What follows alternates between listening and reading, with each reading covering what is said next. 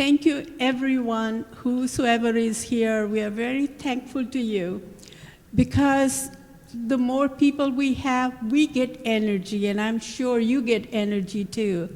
I am so happy to present to you a panel that is so close to my heart. And it says successful community engagement. Majority of us, in one way or the other, we are all engaged, whether we are engaged through our work or through our community or through the larger community in school systems because of our kids. So this panel is in some ways a repetition of everything, but we are going to have different points of view and different perspective. Each and every member on this panel is so special. I really feel honored, and I'm hoping you will feel good about them. All four of them have digital presence. So if you carry the book with you when you go home and you want to check their profile, we'll give you brief information, but you can check it online and get in touch with them. I'm sure this afternoon you'll pick up something that you want to share with your family or someone that you want to mentor, because these are mentors. This is the cream of the crop, and I handpicked every one of these four people. There was a time my other colleague had a couple of people drop from the panel because they couldn't join, and I was asked to give one of my panelists. I said, no, I own every one of them. If you want, we can combine the panel. I'll give up my moderation role, but I don't want to. These people have to stay together because you will see there is a common thread. And the common thread is everyone is bringing something special to you and to me. So I am really delighted to have them. And now two of them are missing because we are trying to track one presentation of Professor Russell. As soon as that, do you have it, Jen?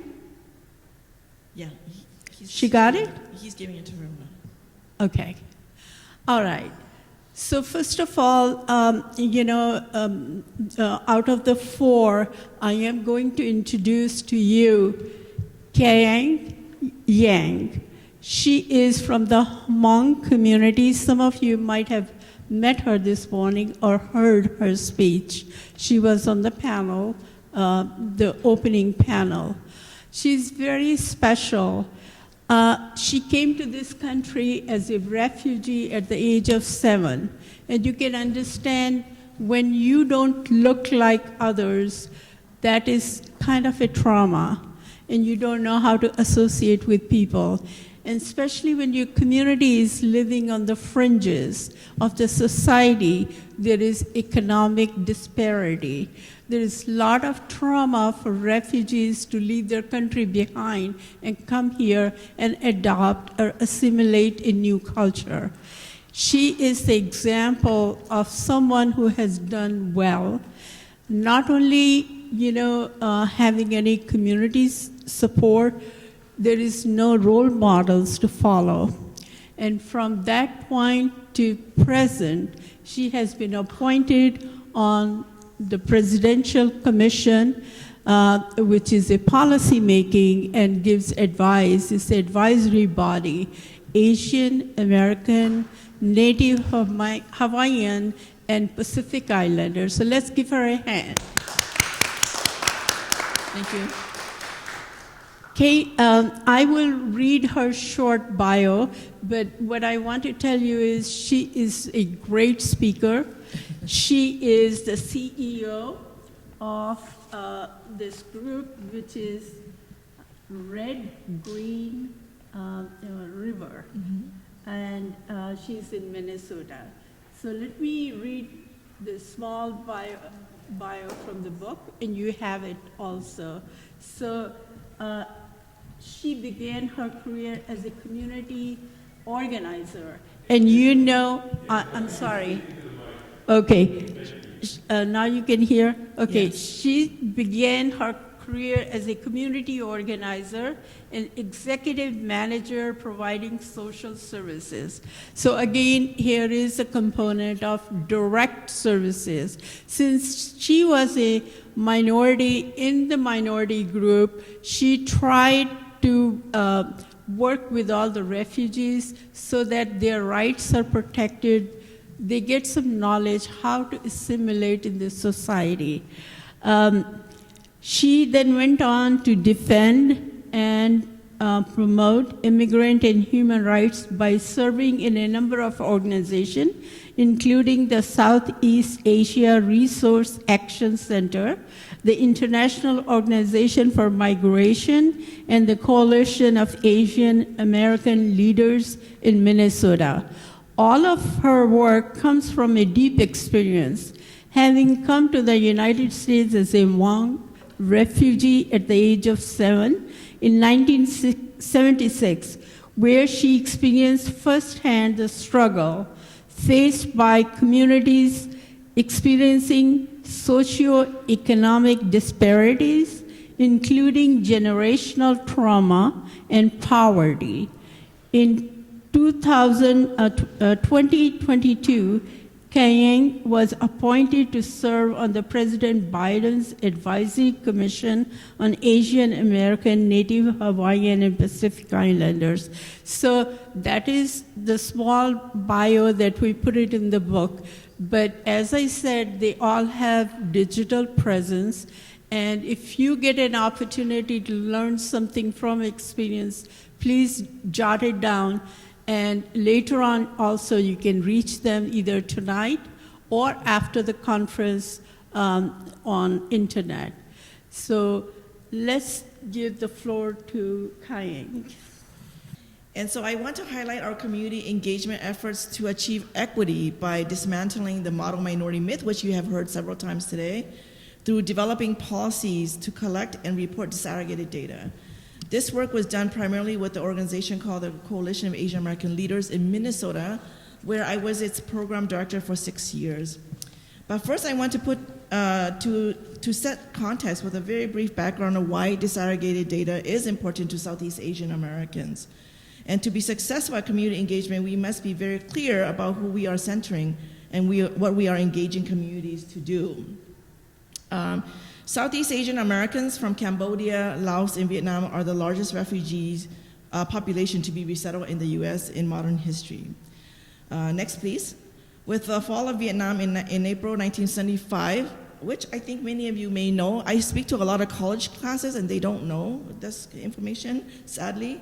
U.S. Congress passed the Indochina Migration and Refugee Assistance Act, setting aside $405 million for a 2-year evacuation and resettlement program to assist refugees from South Vietnam, Cambodia, and Laos. By 1980, Congress passed the Refugee Act of 1980, standardizing resettlement services for all refugees admitted to the United States and overhauled many of America's humanitarian policies. Earlier this morning, we said that a lot of our policies either exclude or include Asian Americans, and again, this is a federal policy that allowed us to come to this country, but you'll see later how it's also caused a lot of trauma for us as well too. Over the next slide, please. Over the next 2 decades, from 1975 to 1995, more than 3 million people fled Vietnam, Laos, and Cambodia. Countless thousands died at sea, victims of pirates or overcrowded makeshift boats. The lucky ones made it to refugee camps in Thailand, Malaysia, and the Philippines, and more than 2.5 million refugees were eventually resettled around the world, including more than 1.2 million in the United States. My family and I were among those refugees. Next, please. And when I was growing up facing daily assaults of racism and barely speaking English, most Americans expected me to be an overachiever at school and assumed I came from a middle-class family. In college, I first heard of the model minority myth, which made me even more confused because growing up in the Midwest within the Southeast Asian American community, I rarely met Asians who fit this myth. Many of us lived in public housing and were working 2 or 3 jobs to get by. Next, please. As an advocate, I understand how harmful this myth is. Many of you know that generally data on the Asian population in the United States is aggregated. And so when data are aggregated for the sake of convenience and as a political tool, the model minority myth, which perpetuates the misleading notion that all Asians are exceeding in various socioeconomic outcomes, persists as well. So this notion further perpetuates the invisibility of many of our communities, my community, and drives racial discrimination. We all know that Asians are not a homogeneous group, which is why it is important that data are disaggregated and to unmask the disparities and assets that exist within the community. Next, please. Here is an example of how data is often shared with the public. It is common to see data reported like this, with these racial categories. You'll see that when the data is not broken down, Asian Americans are performing above all other racial groups between 2010 and 2016. You'll see that 26 to 31% of US total population have a bachelor's degree or higher, compared to 50 to 54% of Asian Americans who have a bachelor's degree or higher. This is why they say Asians are the other whites, right? And this is why we cannot work in collaboration with people of color, because they only see this data about Asian Americans. So without looking at other communities within the Asian groups, that figure paints a very incomplete picture. Next, please. Now this slide from the AAPI data group shows a breakdown of data by ethnic groups within the Asian American racial category. While 75% of Taiwanese and Asian Indians have a bachelor's degree or higher, compared to 29.6% of Vietnamese, only 17 to 14% of Hmong, Cambodian, Laotian, and Bhutanese have a bachelor's degree or higher. So when we talk about unity, we have to include these populations as well too. Next slide, please. On the economic side, according to a report by the Pew Research Center, Asians in the US have the greatest wealth gap of any ethnic group.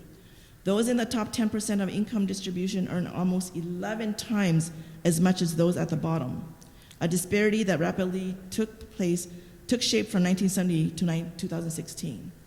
My family and I came to this country in 1975. We're part of that trend. Next, please. This is what the income gap looks like in Minnesota, where I am from. It reflects what is happening across the nation. You will see here that Hmong and Laotian are still experiencing economic and educational disparities, despite being here for nearly 50 years. And this is not our fault.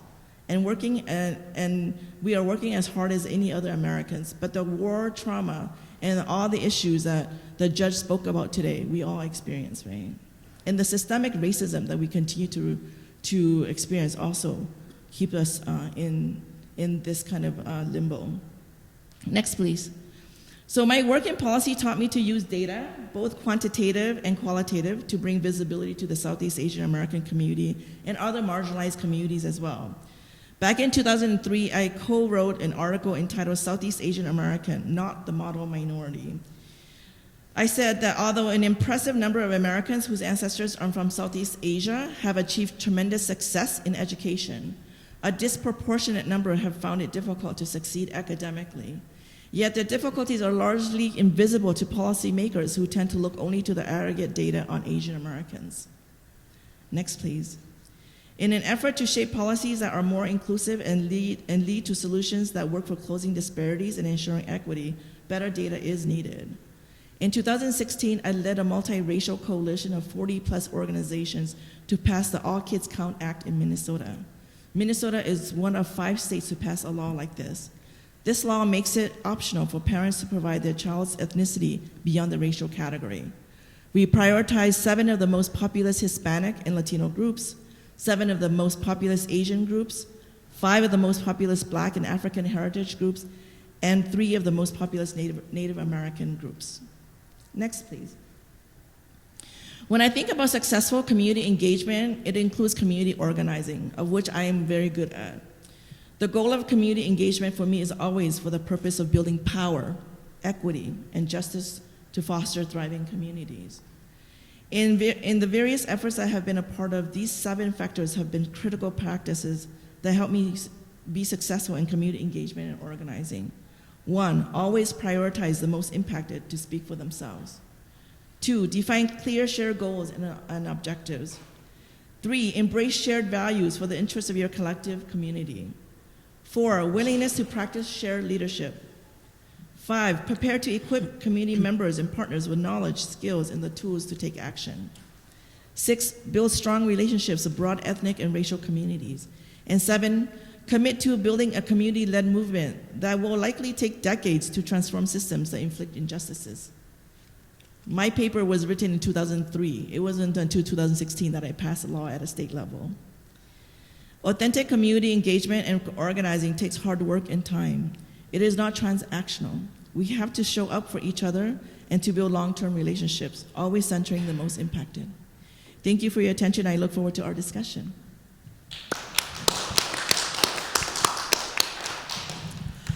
We are going to take all the questions after all four of them have spoken. So please hold all your questions for the time being. The next person I'm going to introduce is Suhag Shukla. She is someone that I wanted to have as a panelist for a long time. Many years ago, I was organizing a conference in Washington, D.C., and I wanted to approach her to be a speaker. And at that time, I found out she was on Capitol Hill, and because she's a civil rights attorney, and she was trying her level best to get their message out and their situation heard. And I was even more impressed. And I thought, one of these days, I'm going to have as a speaker. I am so fascinated by her background. She has a law degree and also I believe in religion. So it's such a diverse background. And let me share with you her short bio. And again, you can look up her information also on internet. She is executive director and a co-founder of HAF, which stands for Hindu American Foundation. She holds a BA in religion and JD from the University of Florida. Ms. Shukla has helped steer the foundation to being recognized as a leading voice for civil rights, human rights, and religious freedom. That's for the Bhutanese community she was doing. Ms. Shukla has served on the board of Nirvana Center, Mainline Indian Association, YWCA, of Minneapolis. She was also a member of the Department of Homeland Security, Faith-Based Security and Communications Subcommittees.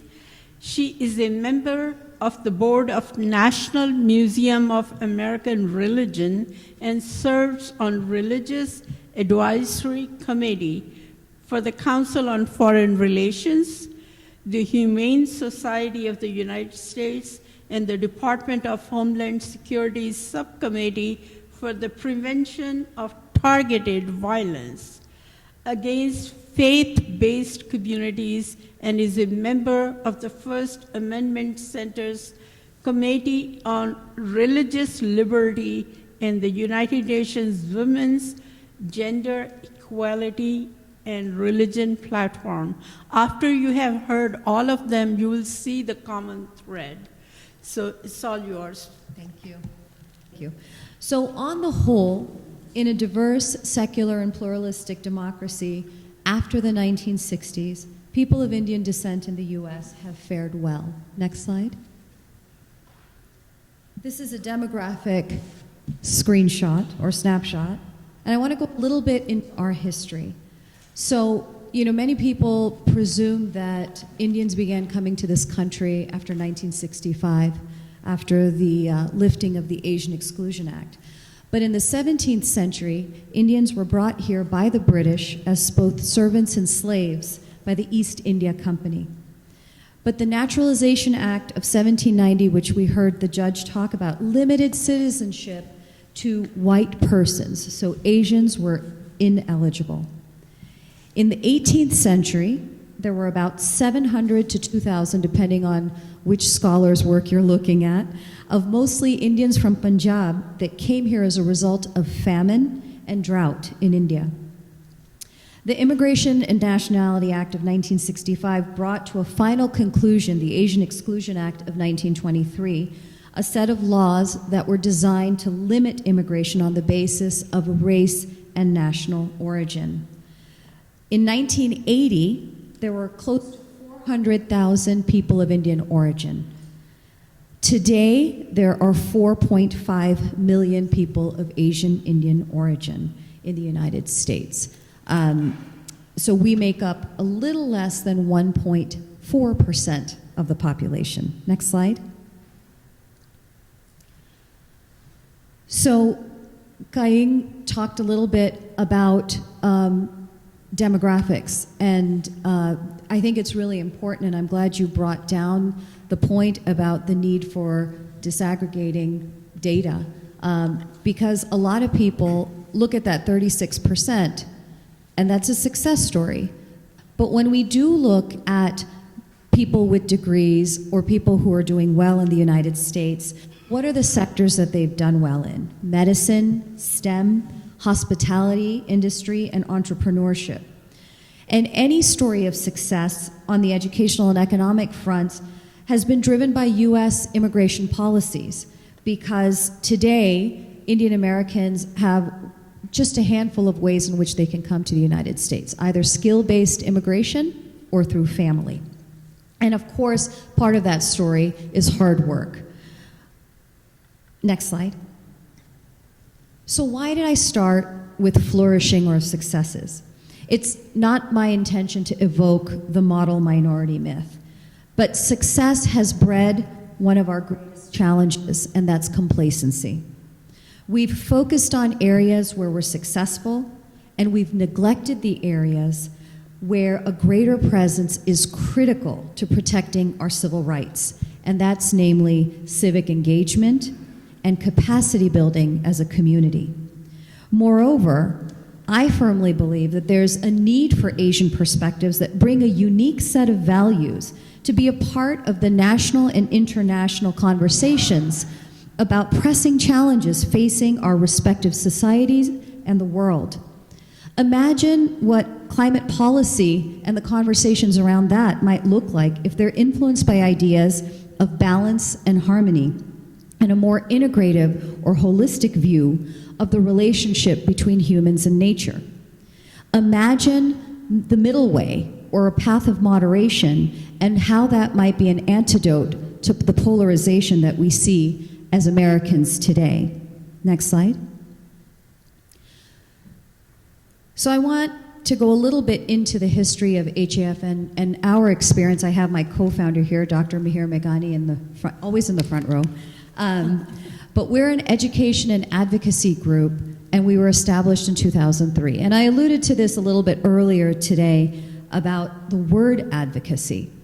I actually pulled this out of a fundraising deck and a community awareness building deck from, I think, 2007 or 2008. This is where we started. The word advocacy was too, we were told by an auntie or uncle, too airy-fairy. What does advocacy mean? And so we tried to simplify the process, that it's about educating, it's about speaking out, it's about building and leveraging relationships. And what that all does is that we get to influence change. And those were kind of the different areas that we had identified as areas in which we were not represented, or where there was understanding about us, it was too often steeped in stereotypes and misinformation. So there were people who were involved in the political process already, but what we identified was a need to get beyond the photo op, that oftentimes our community was supporting candidates running for office, supporting political, people who were already in Congress, but there was no ask. And what an ask requires is a legislative agenda, and we're going to be talking about that tomorrow.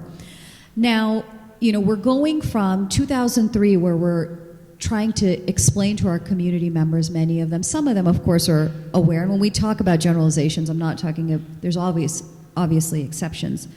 Now, we don't have any data from prior to 2020, but since 2020, we've been able to activate 36,000 grassroots activists, each one of them taking time to email their representatives at the local, state, or national level, to call their representative, or to even meet with them in person in order to ask questions, to inform them about our issues, and demand support and action. The way that we've learned lessons was actually through our Capitol Hill internship. We decided that one way is to invest in the future generation. One of the first things we learned from our interns, because we were new to this too, there was no model that we were following in our community prior to starting.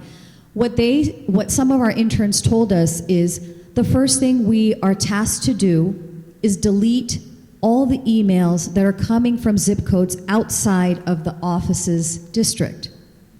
And up until that point, we knew that many efforts were using change.org. Well, change.org then, we might feel like we've done something. We clicked, we signed, and yay, slacktivism. But it's not impacting change if everyone outside of that district email is being deleted. The second thing we learned was that effort matters. So while an email is important, a phone call shows greater investment in time and effort, which means that that individual is more vested in that issue, and the congressman needs to listen. More than a phone call is a face-to-face visit. So these are some of the lessons that we've learned over the years. The other thing that I don't know if we've talked about as much, and I was really happy to see that there's the beginnings of a database or some sort of online resource, but technology. You know, I mentioned the fact that we don't have data prior to 2020 because we would essentially create a templated letter, email it to our membership in the hopes that they were doing what we were asking them to do, to either call or email their representatives, but we had no way of knowing whether they were following through. Now we've invested in technology and a platform that allows us to monitor how many people are taking action, what types of issues are of interest to different people so that we can ensure the highest success rate in our advocacy efforts. Next slide. So the other thing is that, sorry, this was the slide for that point, but that is that, you know, what we've also done is taken time to educate the community about, it's not enough to know what advocacy is. The next step is how do you advocate? And oftentimes language barriers, unfamiliarity, you can be a very successful entrepreneur, you can be a successful physician, but you may not necessarily know the ins and outs of how to talk to a congressman about a particular issue. The issue might be out of your realm of expertise. So we have a number of programs that we've developed to build that capacity in the community. We also learned that many people may not even know how a bill is passed. How does a bill get written? What happens next? It goes to the House, then it goes to the Senate. If it starts in the Senate, it has to go to the House. Then it has to be consolidated, and sometimes the governor needs to sign it into law or whatever. There's different processes. How do these processes work also are necessary for all of our communities to know in order to empower them. Next slide. So I talked earlier this morning about textbooks or stereotypes and misinformation that we deal with as Asian Americans, and specifically as for us in our community as Indian Americans and people who are practitioners of the Hindu tradition. So for us, the way in which Hinduism is presented and ancient India is presented is just that. We just learned about ancient India. In 9th grade, I remember students asking me whether there was electricity in India. We're talking about the 1980s, right? So oftentimes our cultures are taught only in the past tense, and they are not taught as living traditions. We are not talked about as living people and also being part of the United States, and that's really important. Well, how we're presented in textbooks and how we're taught about in public schools is a public process in most states. The State Board of Education or the state legislature decides what is taught about different communities. And I know Russell has expertise in Asian American studies and can probably talk a lot more about this issue, but it's a political process as well. So one of the ways that we have impacted change in at least 11 states and remarkably improved the content is getting parents and students trained through these. First, you have to learn how the system works. Then you have to build up the capacity and the courage to go and stand and talk in front of a public body. And oftentimes what happens is there's fear. Is this going to impact my grade? Is this going to impact my ability to apply for college? All those questions are there.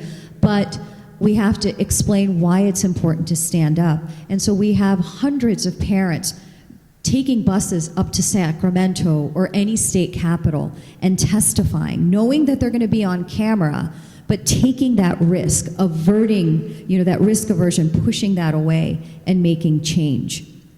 The other issue is that, when I was young and I went home to tell my parents about the stereotypes that I was facing in my textbooks, their answer was, just keep your head down. Don't worry about it. It's one class, one semester. It's fine. But I think that when I made that point, the last point in the earlier session about the need for open communication and modeling as parents about what it is to do the right thing, we're seeing more and more of that, where parents are saying, you know what, I support you, I'm going to come with you to class and talk to your teacher. And one way, next slide please. One way we've done this is we've created our own content. Even if we're participating in a state process, it's oftentimes still beholden to other larger political trends, and we don't have the full result or control of the full result in our hands. So you have to be both responsive as well as proactive. So if the content that we're coming across in textbooks or what the state mandates isn't culturally competent, isn't accurate, isn't up to date, well then what do? We seize our narrative and we create our own content, and that's what we've done through a curriculum that's been academically vetted. We've trained about 3,500 teachers across the United States, and they're greatly appreciative. The last thing a teacher wants to do is perpetuate stereotypes or misinformation. We've also touched about 85,000 students with direct presentations. Next slide. Russell, when you said this earlier, I chuckled because I already had it in my deck. And that is, if you're not at the table, you're on the menu. So, 20 years ago, like I said, people were saying, well, what's advocacy? I actually didn't think in my lifetime I would see Indian Americans in public office. And today, we have a vice president that's half Indian. We have 4 Indian Americans in the U.S. Congress, and many, many more at the local and state levels. Many are running for school boards. I mean, all politics is local, and I cannot emphasize enough the power that we have to run for city councils and school boards, because I don't know if some of you may have seen the news story that in Texas, like an entire school board has been taken over by a particular political ideology. That's not what I'm encouraging. However, each one of us have that power, and especially because those are issues that we are directly impacted by, it's easy to evoke the passion for the issues that we're going to then be working on. There's about 50 plus appointees under just the Biden administration. Even the Trump administration had appointees. So what do we need for the future? We need more people to pursue paths in public service. We need more people working in the nonprofit sector. We need more people joining academia and going into fields like the humanities, social sciences, policy, political science. We need to build our own think tanks so that people turn to us and we are talking about ourselves rather than other people trying to define us. And of course, we need coalition building and organizing and working across our differences to find our similarities to impact change. Thank you.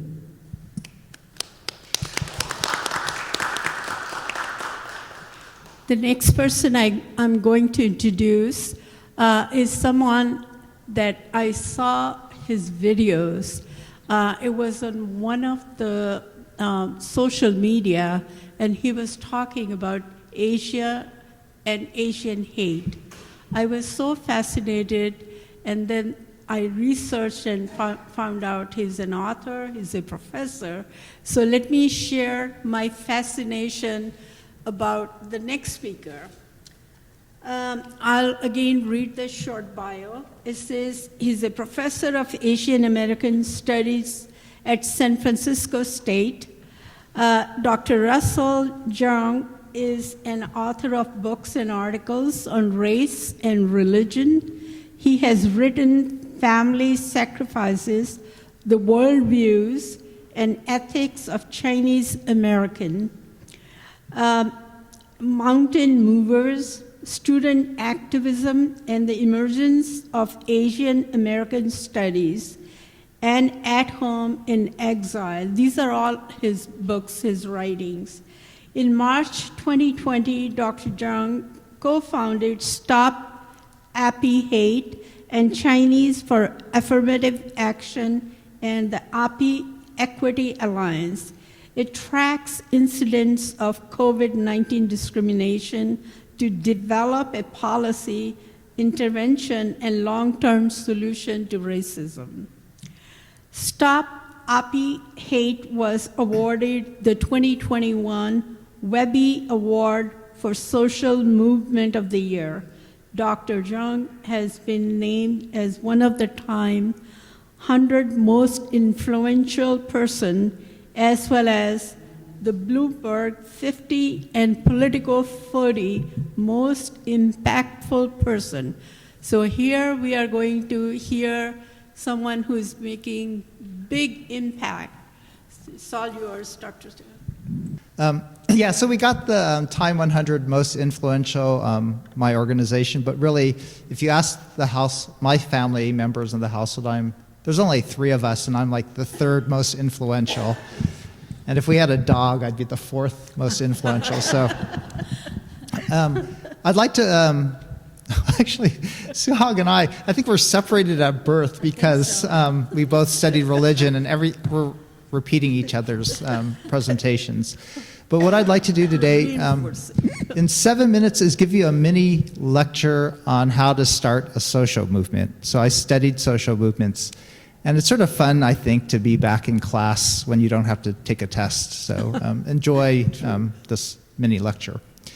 So to start a social movement like the Stop API Hate movement, I think you really need 3 things. And I think Kai-Ying talked about it with the data collection and raising people's critical consciousness. Suhag talked about it, about coalition building and resource mobilization. And then I'm going to talk about how you could empower community by seeking winnable issues. So all of you know about the surge of anti-AAPI hate. We've been talking about it all day. But you could hear these stories from elders in our community. That one person was at a hardware store, he got hit in the back and was yelled at, "Shut up, you monkey, F you, Chinaman, go back to China, bringing the Chinese virus over here." So in our 11,000 incidents, we hear time and time again, over half of our cases, people are saying things like, "Go back to China, you effing chink," because they're blaming us for COVID-19. So that's the clear source of the racism. Here's another case where the person says, "I was shopping and a child grabbed my arm. Child said I should go back to my country, and I was the reason his father died. The mother came up and put her hand on my arm, but she didn't even try to help me. Baker's occasionally has ignorant people who make fun of how I talk and look and tell me to go home. But this is the scariest and saddest experience I've had in the US since about 1977.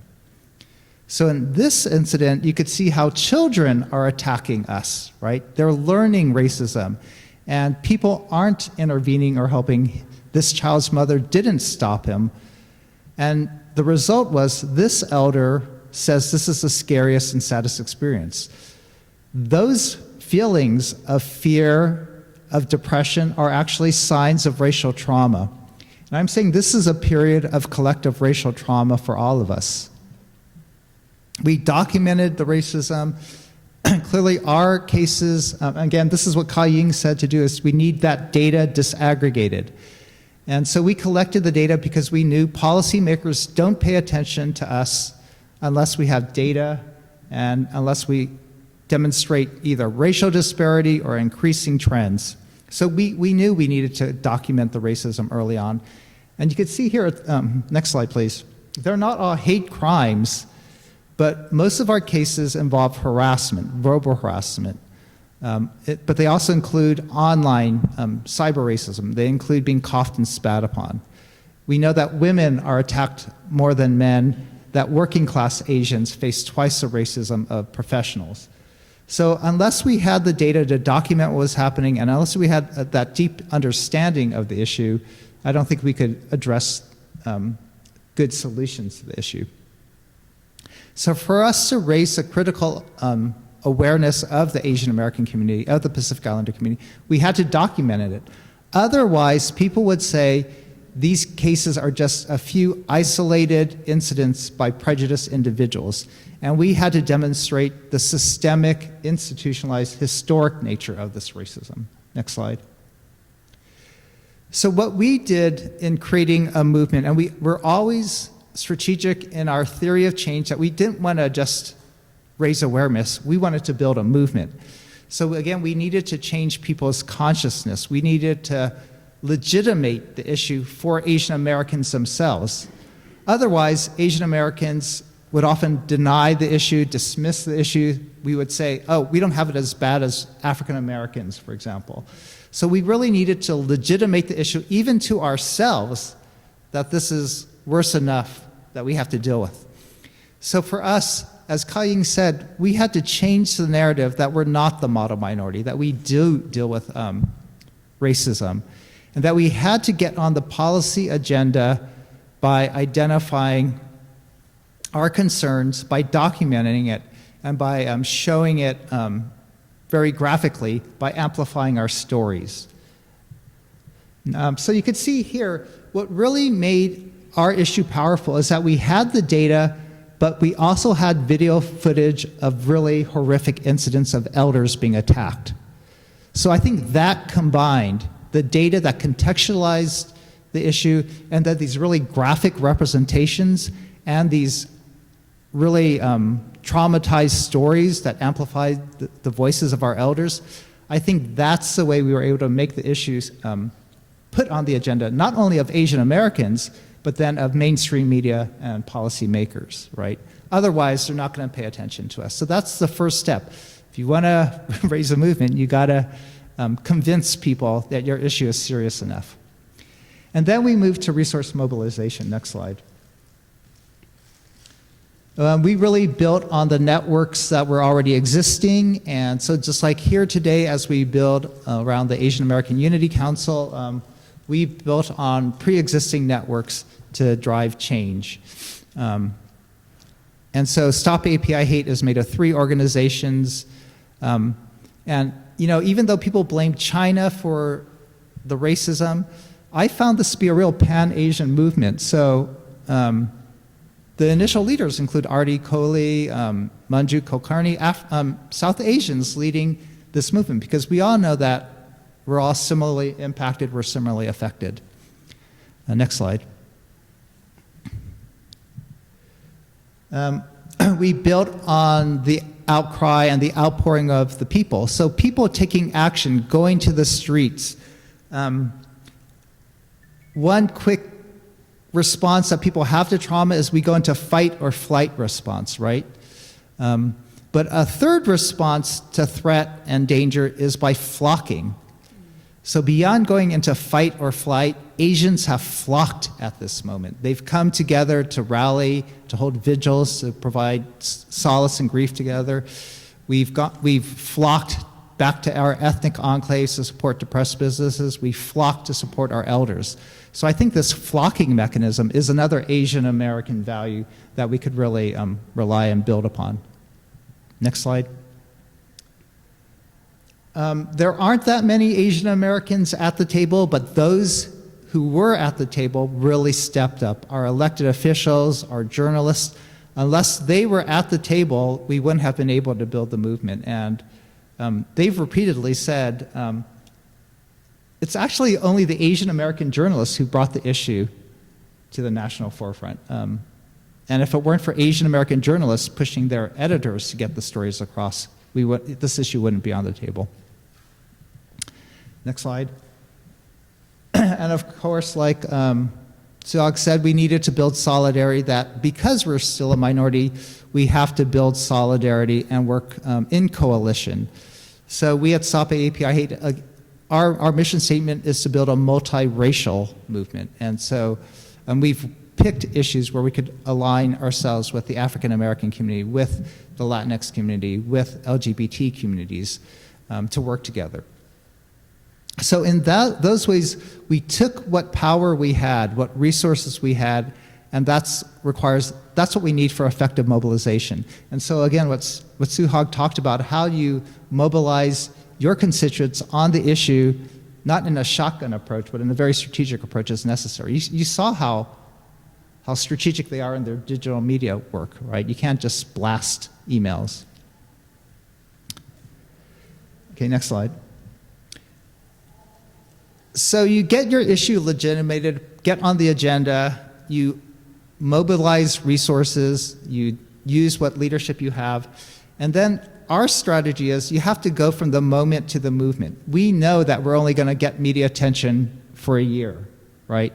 We know that the next issue will replace us, and so what we needed to do to build a movement is to find winnable issues that would enable us to continue to galvanize the community, the Asian American community, but also by finding winnable issues, we could institutionalize policies that will last longer than the moment, right? Policies last. And so we've picked 3 policy areas to focus on, and the first is educational equity. Again, it's a lot like the Hindu American Foundation. Actually, this forum has already, for me, helped build networks, because I'm going to work with Kai Ying's group. I'm going to work with Suhag's group to develop curriculum and to get Asian American studies institutionalized. So we are working with 19 states now have passed or pending legislation for Asian American studies. This is a huge movement. This is a great way to make change, to prevent racism. And so we're coming alongside other local groups who want to do this. Next slide. We're seeking to expand civil rights. So in California, we had a No Place for Hate agenda to address street harassment. We saw how most of the racism we're experiencing aren't hate crimes, but are issues of harassment. And because other women of color are obviously harassed as well, we had Black legislators, Latin legislators co-sponsor our bill. 2 have just passed around the governor's table now. Next slide. And we've been pushing for community safety efforts that are not carceral, that don't call for more policing, that don't lead to more mass incarceration, but involve restorative justice approaches. So we've been successful. These are winnable issues. We got $156 million in California. So, Ron Tom said, don't just collect the data, have action steps. We actually legislated action steps. Over 80 nonprofits have been funded this year with this $156 million. And they're not just for Asian communities, but again, it's to stop the hate overall.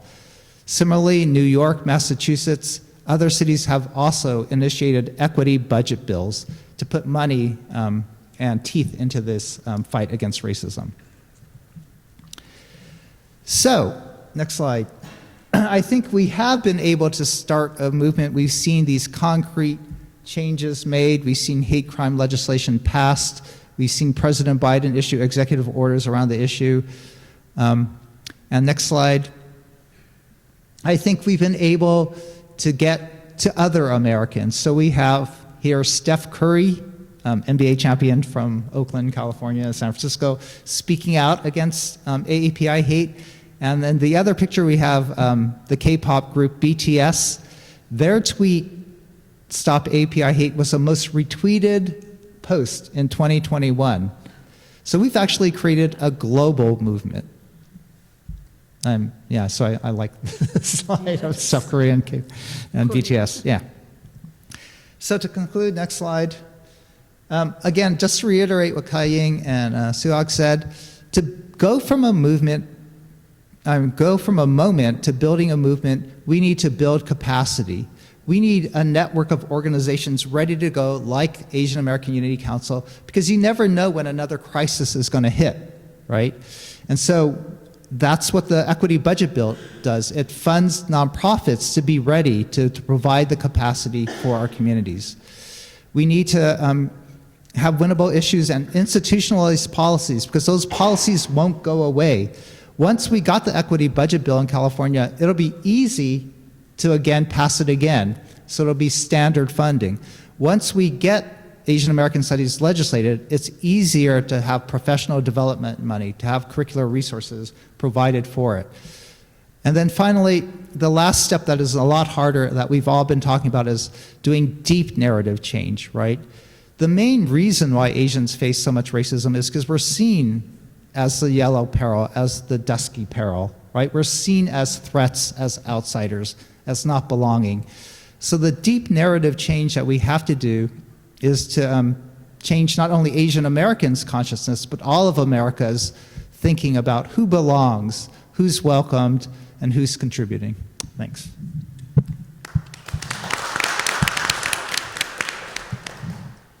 The next panelist is Yen Marshall. Some of you might have seen the demo she presented. All three panelists have talked about data, how we can convince people in the decision making that we do have an issue. She gave you a demonstration, which is she's starting at the point, which is 0 point. Hopefully this data will develop into something significant. It may take 4 or 5 years, but we have made a start. Second thing that really appealed about her background is working with women. And when I came to Washington, D.C., due to my spouse's political appointment, first with Clinton and then with Obama, I had the opportunity through a national organization to organize 7 women and girls conferences. So I had this in mind, but I didn't know her till Maylee Tom, that was our keynote speaker, who was my mentor, and I got active and got elected to the Democratic Party Central Committee and then the secretary of the party in the county because of her mentoring. And she suggested, have you talked to Yen Marshall? Include her in your panel. So that's what I'm doing now. So let me share with you her background. Yen Marshall is a visionary, people-oriented executive director with 30-plus years of management experience and a passion for supporting nonprofit and community.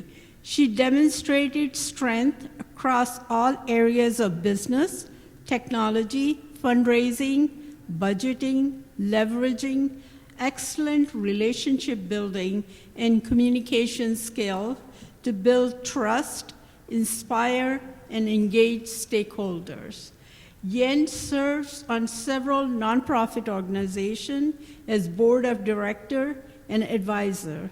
She is passionate about mentoring and fostering collaborative, cohesive, and accountable work culture through team building. employee engagement, diversity, equity, and inclusion. As you all know, every workplace right now, the mantra is inclusion, diversity. She is often speaking on those topics. She served as the president of a couple of employee resource group. She is an alumni of I don't know how to pronounce it. Okay, she said it. I didn't want to butcher it.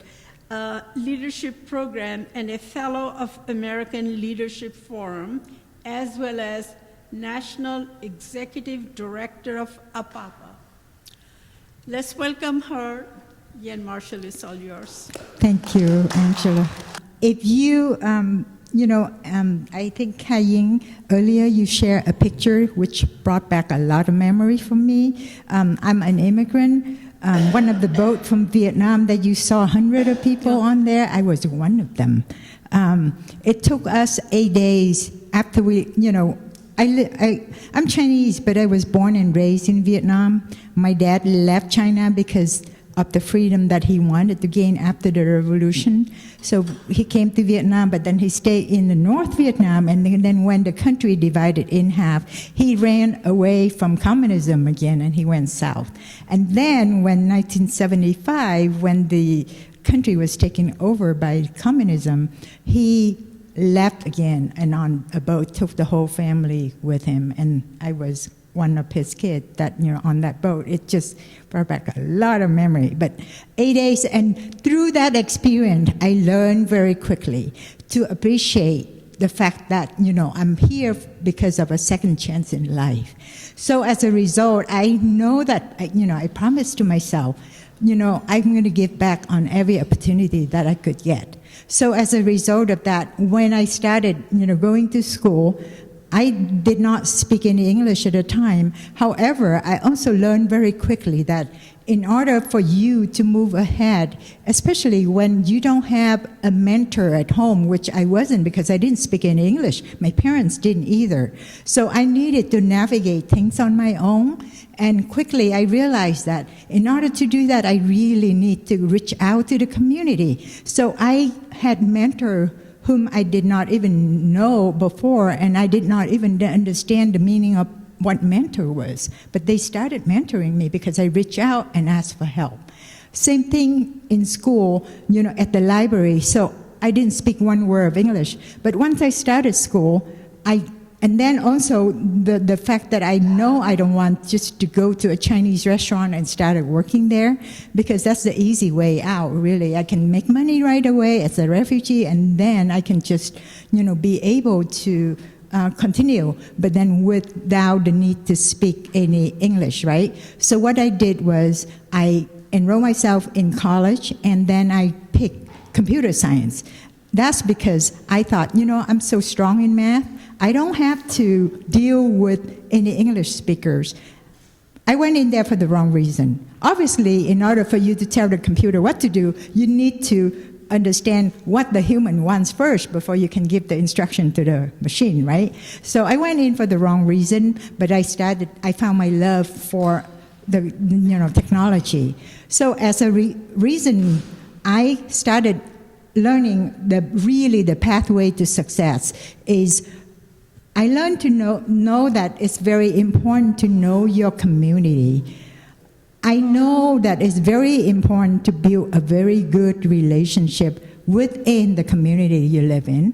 And then not only that, you need to invest time in the community as well. Because without that, when it's time for you to reach out and ask for help, you won't get it because you have not been around. So as a result, collaboration really, really helped me to move whatever that movement that I wanted to make. And I think that, so here I'm going to share with you the 3 success story on the community engagement here. It's the annual STEM conference for 400 middle school girls that I've been co-hosting with a university in Sacramento, Sac State, for the last 13 years. We stopped because of the pandemic, because, interaction and hands-on, so that's why it stopped, but we are coming back next year. and then the virtual national events. When I spent 2 years with APAPA, I learned very quickly that in-person events is not going to happen. So I need to pivot, and that's one of the way to do that is I'm going to share with you later. So with another one is with my current job, and there's a program that we initiated because of the community and for the community, and we are successful, because of the community as well. It's called the Women to Work program. Next slide, please. Okay, so for the first success story, the problem was women, especially women of color, continue to be underrepresented in the STEM fields, and that's the field that I accidentally stumbled into, but quickly realized that it's a field that you don't see a lot of women in there to begin with, but women of color, that's even far and few in between, at that time.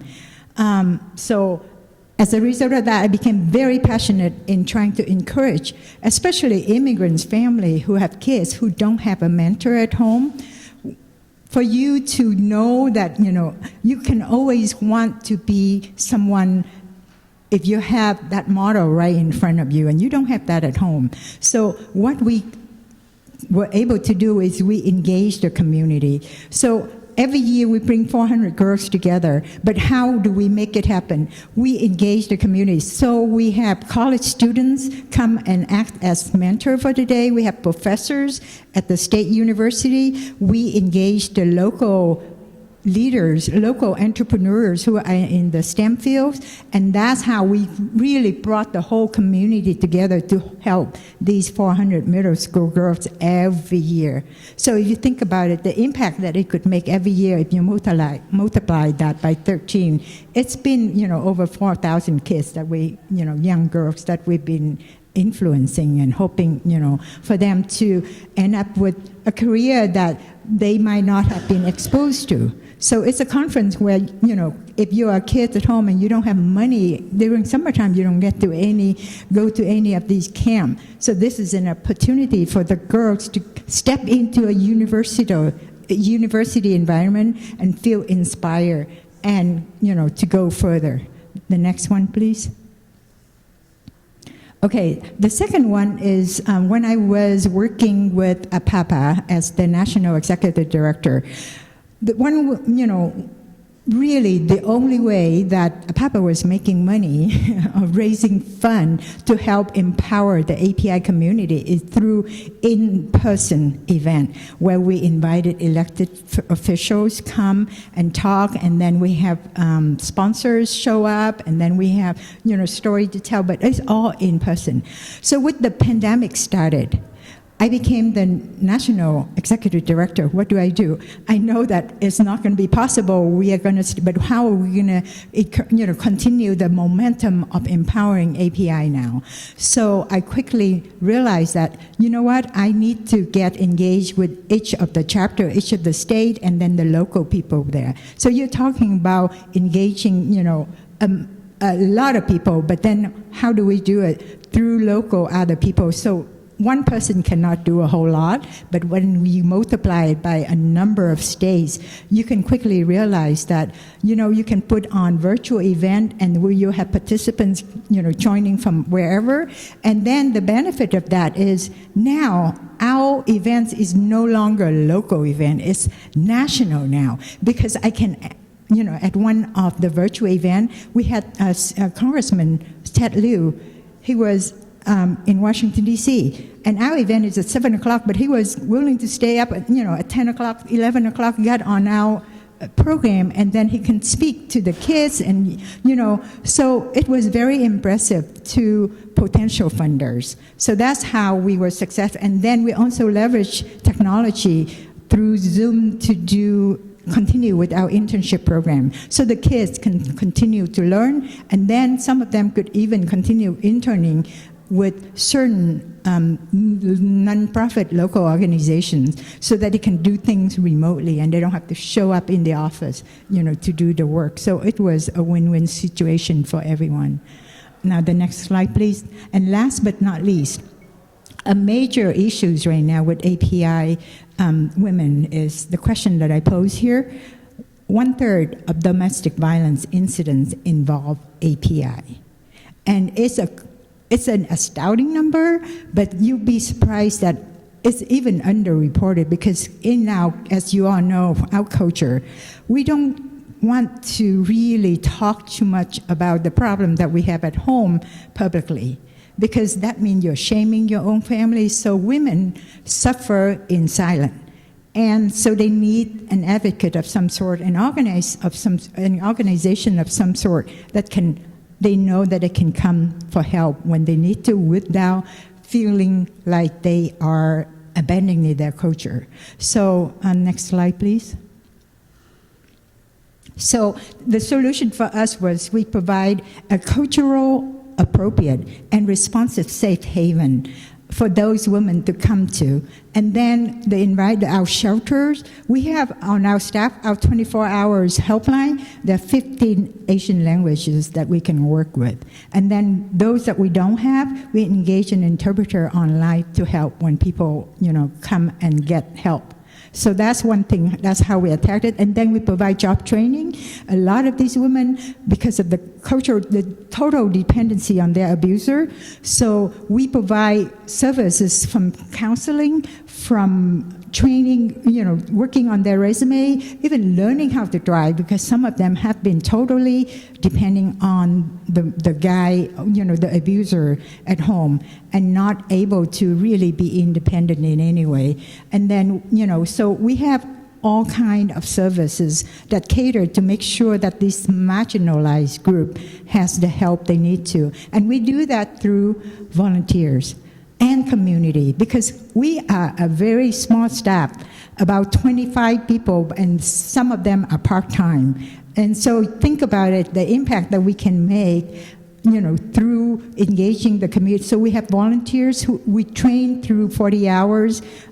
We have currently, it's going on right now, 5 weeks of training for people who can help us, from their home, who are professional and who are willing to help. And then we can train them on how to respond to people who call up the helpline for help, when they're faced with the situations that, they can't handle it anymore, but then they felt so alone.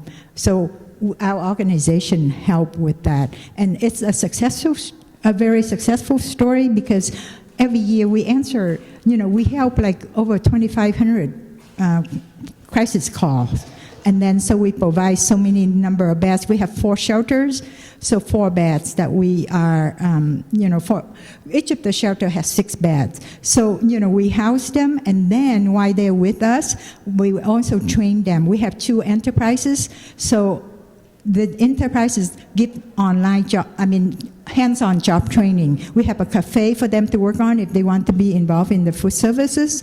And then we also have a retail store where we have an Asian boutique where we take donation from the community, what you think might be trash at home, but it's treasure to someone else, especially Asian items. So that is our store, and these women learn the retail skills to be there. So it's a successful formula, but you can see the theme right now. Next slide, please. Everything is done through community help, and without that, we wouldn't be able to do what we do. So anyway, thank you very much I know we're running way over time, but thank you for having me. Let's keep our... So we are going to take just a few questions, and I want to make sure there are several young people, the future generation of our community. We will just have very quick 2 or 3 questions. So if I would give an opportunity to the young leaders. Does anybody have a question you want to ask? I see the 3 of you in the back. My question, actually, I'm Vasu Pawar, CEO and founder of Step to Step Up organization. And my question actually starts with Dr. Russell here. We talked about hate crimes and stuff like that. and which is really a root of all of these things, questions we are talking about, and how to change stuff. My question is, I've done lots of candlelight visuals and all that, and I think we need to address the roots of these problems that we have. Whether it's a shooting that happens in school, or whether it is what Dr. Russell talked about, which is when the COVID happened, everybody started blaming the Chinese, So it doesn't matter what the root cause is, but I think that most of the problems that we have are coming from one thing, and why Asians only, right? So I'm saying the most important cause that I see is that educationally we are very sound, and we are very successful in so many ways. And I think it's a fear that's involved in this. People are afraid, are they going to take over America? Are they going to, let us go somewhere? And we have no place to go, and what are we going to do?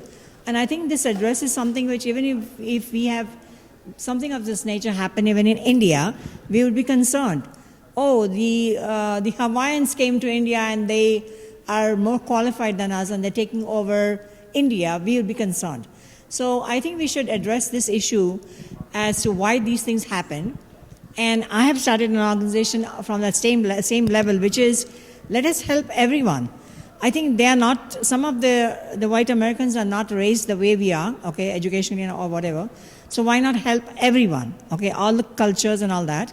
So my organization really addresses the young adults of all cultures, white, black, Hispanic, every one of them, so they don't feel left out of this thing.